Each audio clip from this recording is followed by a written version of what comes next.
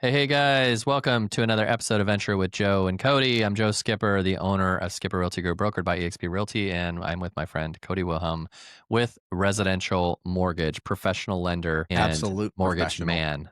That's Yeah. right. What's going on? Just living it up, Yeah, Yeah. You? just being I, being an agent. That's what I'm yeah, doing, man. We've had really good things happen over the last 2 weeks, and then just like stuff hits the fan right away, and yeah, trying to deal with all that stuff. So, but it's good. It's good. It's part of the gig. That's why we get paid the big bucks, right? that's right. That's right. Are you selling houses that are decorated for Halloween?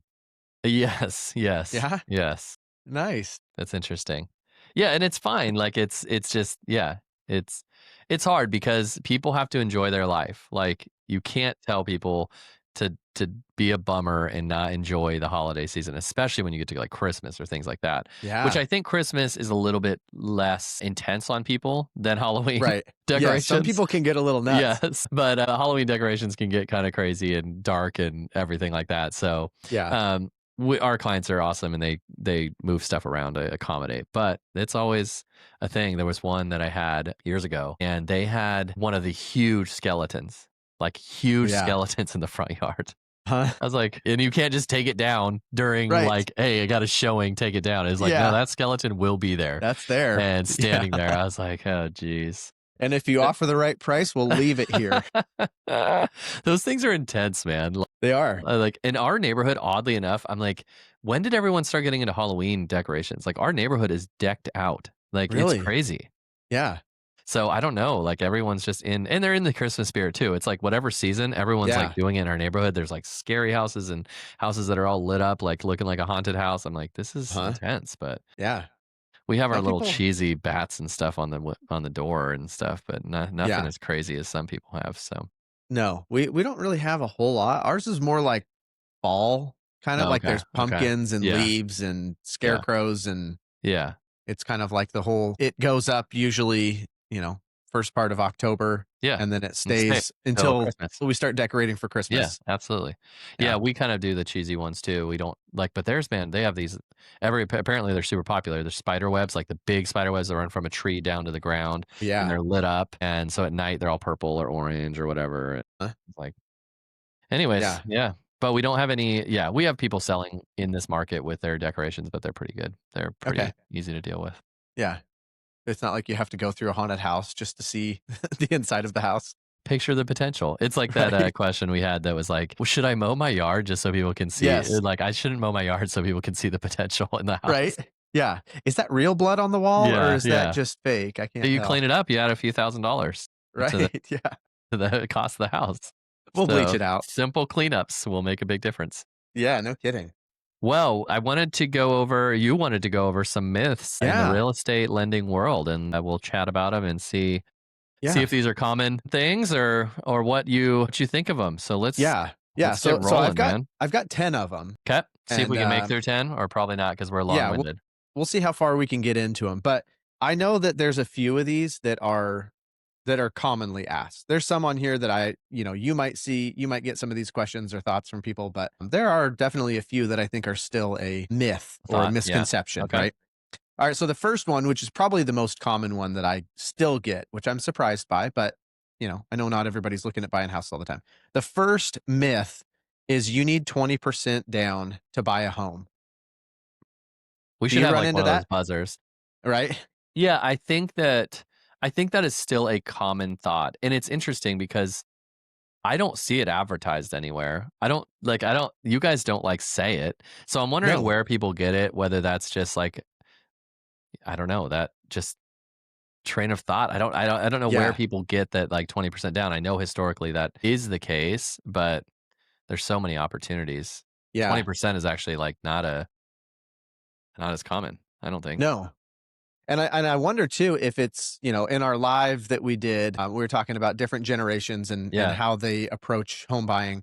I wonder if some of that is just passed down from the parents generations. and Yeah. generations, and that was just kind of like that's just what's been told, and Yeah. unless you go find, because I feel like most of what's advertised is low down payment, trying to make it to where it seems easier for people rather than you got to have 20% is a good chunk. Yeah, it's a Like lot of money. regardless of what amount of house you're buying, Yeah, it's a it's a lot lot. of money.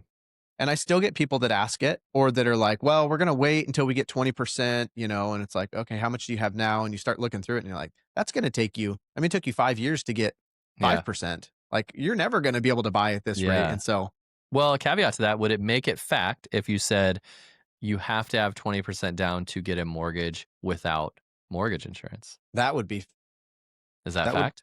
Or is that no, no? no, because you can still do a buyout for Okay. mortgage insurance. Okay. So it's not typically true. I'm trying to think of what that connection is of like the 20%, but 20% Yeah. typically takes that out, like a 20% Yes, down, right? absolutely. It'll Okay. be gone. Yeah. Okay. For a conventional loan. But it doesn't necessarily mean you have to have mortgage insurance for anything under. Right. Yeah. Okay. You can pay the piper and not have mortgage Yeah. insurance, which is Okay. So you're essentially, getting into the nitty gritty. I'm talking yeah. like, how do we just make this generic statement fact? And I think Yes. 20% down, 20% you down. don't That's have the to have best way to mortgage go. insurance. Correct. Yeah. Fact ish. So the myth is you have to have 20% down to buy. The No, fact would that's not be true. Yes. you put 20% down and you're not And you going to don't have have to have mortgage mortgage insurance. insurance. Yeah. Yes. As long Okay. as you're doing a conventional loan. Okay. Okay. So that's Something number learned. one.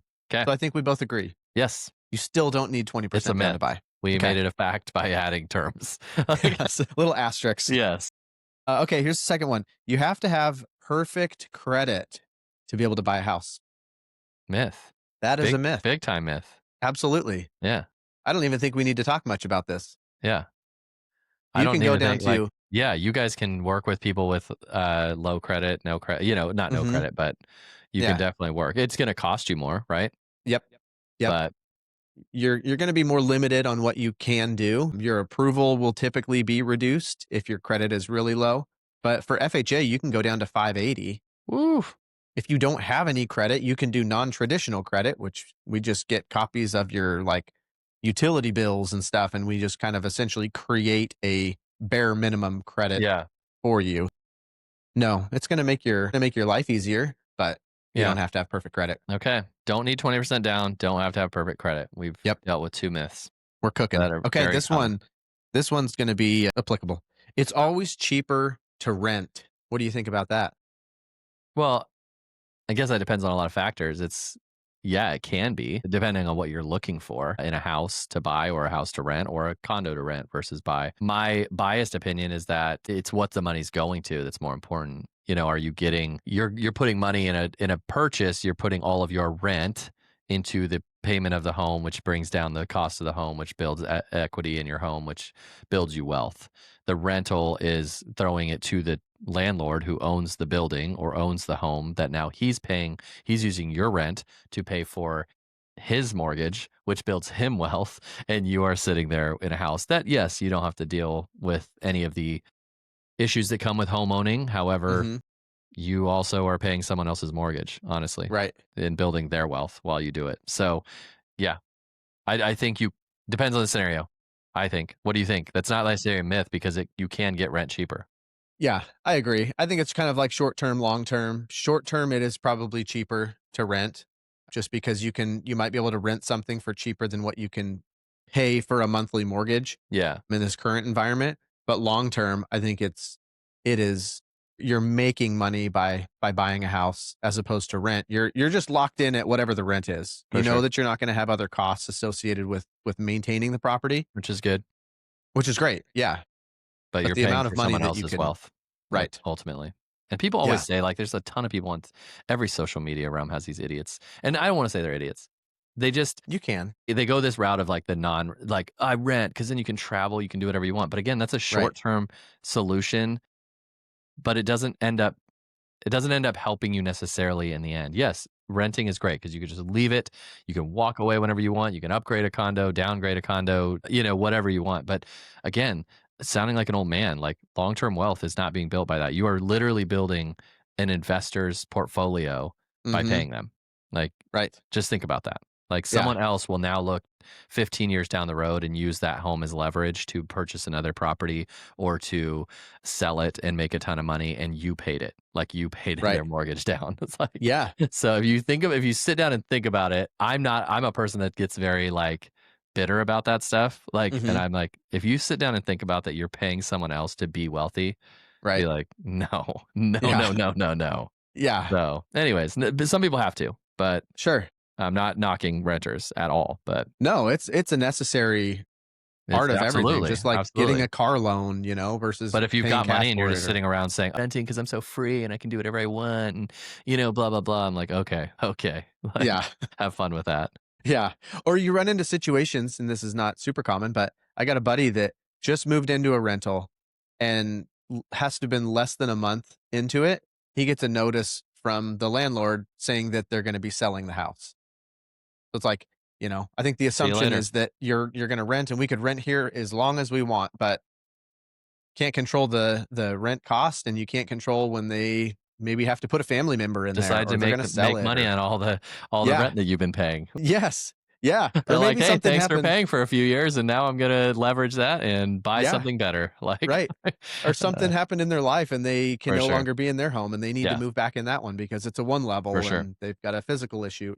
There's a lot of variables that I don't think get really talked about because Yeah, it's rent feels very safe, yeah, which it's non-committal safe, but outside of that, it's yeah. interesting. Okay. Okay, we can't really Here's bust one. that myth, I don't Yes. think. Nah. Here's one that is very applicable for this environment that we're in. You should always wait for rates to drop. Oh, I hate that term. I I hate know. it. It's been years of hearing this, like, I'm waiting for rates to drop. Right. We've been beaten with that. Uh, no, it's a complete myth. There is no one that can predict what rates are going to do. Not you, not any lender, not any agent, not anything. Like, we can have a trend. We can look at trends. We can look at long-term things. We can look at political decisions that are being made that may, in fact, predict things that are going to happen. Absurd to wait for rates to go down. Yes. I It's completely agree. especially if you're renting. And you have Yeah. the money to get into a home. I'm not even forcing people to buy just so that I can make a commission. It's like, just think about it logically. Like, if you can afford to invest in an asset like a house, then invest in it. The rates will fluctuate through the years, but you will grow wealth and you can always, I don't even want to say refinance down the road because then people are like, "Oh, you just said refinance and what if rates go up?" And Right. just don't even think about it. If you can Yeah. afford the home right now at the rates and you're getting a good deal on the home, you're fine. Don't wait for rates. Right. I obviously agree with you. And this is a conversation that happens regardless of the rate environment too. Yep. Yep. This was happening when they were in the When fours. they were This is yeah, happening when they were in the yeah. twos. Like, COVID, they're like, "Hey, maybe it'll should get to 1." It's like, yeah, should we wait a little bit longer? What do you think? We're all the different reasons. And to go back to what you just said, it is yeah, just is it the right time for you? Because if so, then this is the this is time. it Nobody knows how to time the rate market. We for don't sure. know when we're at a low and when we're at a high. I think we have an impulsive generation, honestly, and not to sound Yeah. old. We do. Like, I think people, they wanna day trade everything, Mhm. Like, and it's easy because I think our social media, everything is built around this, like, immediate decision, satisfaction, disappointment, like, everything's immediate. There is Right. no, like, you don't have to wait for anything. There's no delayed gratification for anything. There's no Yep. nothing, and I think that they treat that same way of like, "Hey, maybe wait a week or 2 and get the housing market to tank," or maybe wait Sure. a week, and it's like, none of that happens. Like, Yeah. yes, you can win, like, just like in Vegas, you can win, Sure. but Yeah. generally speaking, you're not going to do well if you're waiting for rates. Yep. So, it's Yep. my 2 And there's cents, trends, there's things that you can look back on history and say, for "Okay, sure. well, this might be happening, but there's no way of predicting what's gonna happen." Here you go. This is probably something you tell your clients. You should buy the biggest house you can afford. I don't even know if that's a myth, like, Where do I Yeah. I guess you can't, like, I don't know, like, if you can afford a big house and you want a big Right. house, like, I'd say go for it, but Yeah. I don't That's know. to me, that's more of like a situational. Some people just Yeah, want to go, the whatever the personal top of their comfort level is, they'll go with yeah. that, but I Yeah, it's don't more of a really. personal preference. I would say if you Yeah. can afford a big house, go for it, but it's Yeah. not as big houses don't necessarily equate to more fun.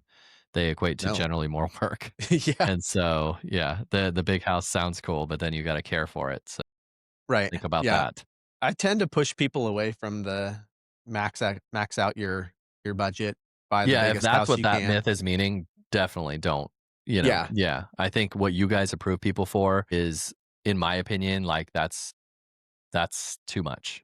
Because I I agree. I think what you can get approved for and what you can actually afford Mhm. is very different. And so when Cody says you're approved for 1.5 million, you do not generally want to go to 1.5 million because you'll be eating Right. top ramen in your Yeah. $1.5 million home Right. and not able to do anything with your life. Yeah. So if that's the case, that is a myth that you should buy the biggest house that you can Yeah. afford. I don't think you should. I think you Yeah. should. I don't think you're gonna have much of an opinion on this one, but, Okay. our 6th myth here is you don't need a real estate agent. I would like I don't even I've said this on multiple videos, multiple people. Yeah, you don't. Like, and I'm not saying that I am a real estate agent and it might Right? sound like I'm shooting myself in the foot, but I don't think you need a real estate agent. Do I think it is beneficial in 98 to 99% of cases? Absolutely. Mhm. It's the same thing like people that'll say, "Should I use Open Door to have my house bought?" There are definitely a time where you can just bypass an agent, get Open Door to buy your house and move on. Sure. People have different motivations, different goals, different stresses in their lives that may need something quick. Like you can use a discount agent, like that doesn't do anything besides just handle your paperwork. That could work too. So I would say that agents do make a difference, a significant difference in a sale to get you the most money. I think statistics show that agents, represented clients with agents get more money out of the home they're selling and they get a better deal for a client in the home they're purchasing. Having said that, there are scenarios that I would easily tell a friend of mine, just go with yourself. Yeah. Sell it by yourself. You're in this scenario that, your house is super popular. It's in a super popular neighborhood. Rates are great, seller's market. Sure. You can save some money by selling it yourself. So, yeah, I don't think it's a myth. What was the myth? Yeah. What was it? That you don't need a real estate agent? You don't need a real estate agent. I think there's an asterisk beside it. I think it's not necessarily false. I would say that agents do a good agent will get you the most money out of a home, but you can always go without it. Yeah. I mean, you and I probably have seen plenty of instances where a real estate agent is absolutely necessary. It's sure, you run into some here and there where it's like, it's just there's no hiccups, no bumps or anything, but for somebody that doesn't know what they're doing to jump into that, and For when it sure. comes to negotiating and For what do sure. I put here and what do I do here and who do I reach out to, like, Yeah, that can be a very overwhelming thing. absolutely. And then when you run Yeah. into issues, that's a whole new thing. Who am I Yeah. now am I looking at talking to a real estate attorney and, For sure. If it goes smoothly, it can go really smoothly, but I would say, like, even the paperwork, there's a lot of timelines and things like that can easily be missed, and again, like, you don't notice it when your agent is representing you because you just go through the process and you don't hear from anything and everything works smoothly and the lender and agent are talking and everything's fine. It's when things hit the fan, and that's when a good agent will help you even things will hit the fan and you don't even notice they hit the fan, like, because right. the agent has protected you from that. So, yeah, it's kinda one of those weird careers, like, same with lending, it's like, if things go well, people think, "Why did I need you?" Yes. And Right. the people that struggled with the transaction can be testimony to those people to say, "I needed my agent. I needed this Mhm. lender. This was a Right. terrible deal. It would have gone horribly wrong if I did it myself or if I had some cut rate agent or Yeah. lender." I think those are the people that, yeah, need to speak out, I guess, Yes. because it is hard. Like, I'm not gonna brag that, we're up, because you have agents on social media. "I'm up all the time responding to texts, and you don't even know it," like, kind of justifying Right. our existence, and I'm like, "I get it. I get kind of letting people know that we work hard, but I don't know, like, it's a weird field. I don't want people to know that anything's going hard for them, like, or gonna I struggle. I just wanna get to the close, get them to be happy with a deal and move on, right. and but what comes with that is kinda that kind of yeah, like, "Did you do anything?" Like, Right. so I don't know. We've talked That's about a this before. I don't know what your thoughts are on yeah. it. Like, That's a struggle I always am going through yeah. of I don't want it to feel overwhelming to them. Yeah, So it's not like I wanna present to them every bump or change or whatever is going on for sure. when I know that I can fix it Yeah, or address it or whatever it is. with minimal input from them, Yes, you they know? don't need to be involved in everything, but then there are times where you might be, like, putting out fires everywhere to keep everything just moving along like it should. Yeah, But then there's times where I'm like, "Man, maybe I should have told them, 'Hey, here's what I've been doing this yeah. whole time,' like, not just hanging out here, like, twiddling my thumbs."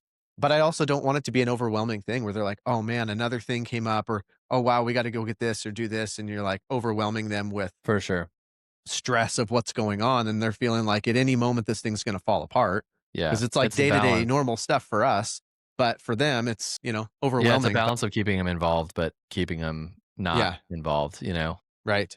But I think if you do, like, obviously, you've been in the industry a long time. It's like if you do your job, people will come to you, and the people that did struggle know that it worked out because they were with us versus with Mhm. something else. So you're always Yeah, gonna have the people like, "I sold my house by myself in 4 days, and it was perfect, and everything went yeah, well. I don't know what you're talking about." It's like, okay, uh-huh, well, you're an exception to the rule versus right. the rules. Yeah.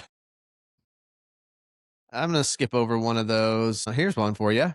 The first offer you make should be low to start the negotiation. Kinda like that almost seems like in all types of buying and selling, like a Yeah, theory. it's What do you think I in the real don't I estate don't side? disagree with that necessarily. I don't think there's a balance. Like it's knowing the market, not only the market, but knowing the neighborhood, knowing the home you're purchasing, knowing the price it's listed at to say, if a home is priced at $750,000, everything around it's been going for 800,000, and they just you can tell as the agent that they're just trying to offload this property and it's already priced 50K lower. I would argue that maybe it's not the best to go lower, because it'll go quickly. So you kind of have Yeah. to evaluate each one. But I don't, as a buyer's agent, I do say, let's try to get you a deal for sure. Mhm. There's just times that you can't do it, like the COVID market. I could not advise a buyer to say, "Hey, Right. go in low on this house that has 18 offers on it for $150,000 over Right. asking." So you have to know the market. In this market, yeah, I would say go lower to start in a comfortable zone that you can kind of start negotiations. Yeah. Yeah. Okay. I feel like it depends on your situation. Yeah, Like, as the buyer, we yeah, always wanna go in lower, but as for the sure. seller, you're like, "Why is everybody lowballing me?" Yeah. So I think you almost kinda gotta just take advantage of, like you said, the market and the Yeah. opportunity Yeah, if you can, what's great. there? Yeah. If Yeah, not, then for sure. know your window of opportunity. Alright, here we go. We got 2 more. The home inspection will find every problem. No, it's a myth. The home inspectors actually are more general than I ever thought, and I'm not knocking home inspectors at all because I respect them and what they do, but they do not check for a lot. And you can a general home inspection, I say. You can go packages that'll dive deep into the home, but a general home inspection does very basic checks of safety issues and things like that, not an in-depth.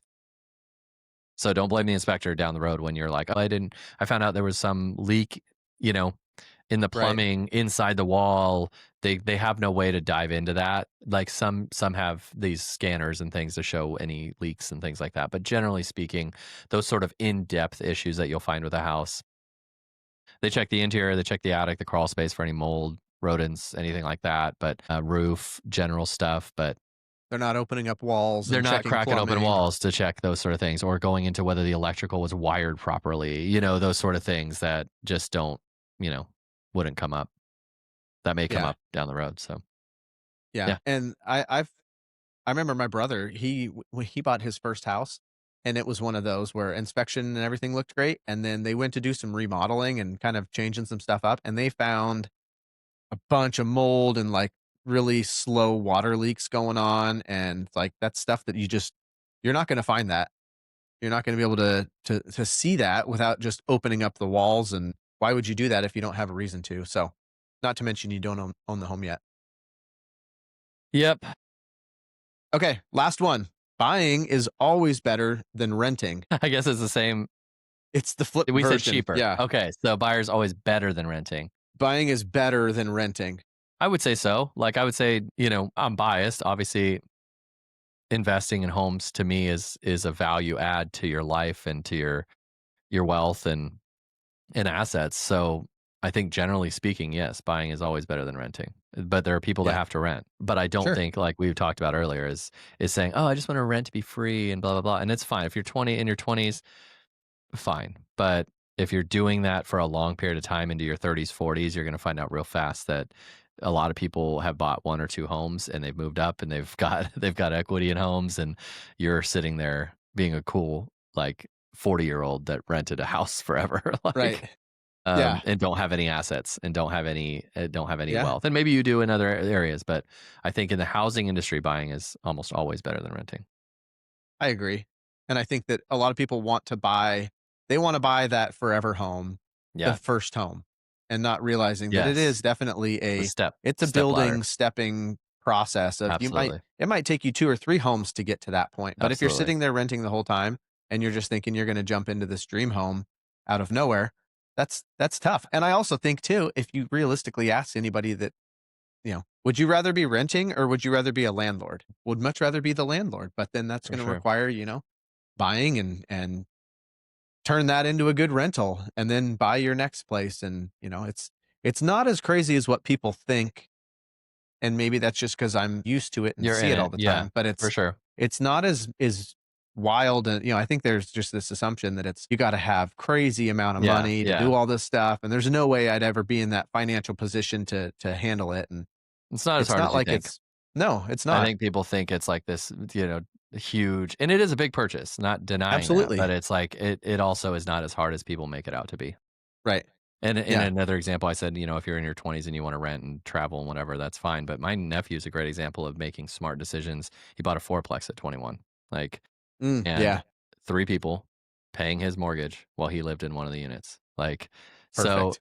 like, that is a smart investment. Like, Yeah. just being smart and maybe, obviously, is it ideal to live with in the same place as 4 other people? Not necessarily, but he's thinking like in a long term, using his assets in the future to be able to continue to build and grow his wealth. And I just think that's a really smart decision It is, versus and it'll pay off. renting. And I think again, in the short term, it sounds cool. Just I pay this much in rent. I don't have to think about fixing anything. I don't have to do anything. I go do party and travel and whatever. It's like, that's fine. Telling you, when you're older, Yeah. like, Yeah. and you think back on that, it's not gonna be Yeah. fun to think about when your friends that were responsible, like my nephew was like buying multiplexes, in his Yeah. 30s and 40s, and you're just trying to buy your first starter home, Right. so Oh, man, I should so have done this earlier. should have done that earlier because it's Yep. not that cool, like, not that cool to Nope. just rent all the time and do nothing, but Yeah. yes, I don't think that's a myth. I I think we can agree. generally say that's not a myth, right? Yeah. But unless you have. Yep. Yeah. And I've been in that. Yeah, I had to rent before I bought, for sure, absolutely. and But you had a goal in mind of yep. ultimately home buying. Right. It's when you rent thinking, "I'm gonna rent till I'm 75," and, Right. but maybe you invest in Bitcoin or stocks, and Sure. then Yeah. you're like, "Hey, joke's on you, suckers." Yeah. So, Like, "Yeah, I'll take uh, the rental and yeah, then make my millions, yeah. but then I'll probably buy it." Yep. Well, okay, that was good. Those were Yes. some good myths and some good. Mythbusters. Yeah, I know. We could make a show out of it, but it wouldn't We be as should. exciting as the real No. Mythbusters. No. I mean, it Those might guys be actually do stuff to, like, bust myths. they We're, do like, some cool talking stuff too. like nerds about myth busting in our Yes. nerd I used to how love smart watching that show.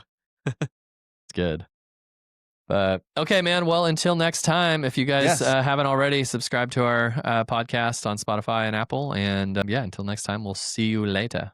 Excellent. Have a good Okay. one. Bye. See ya.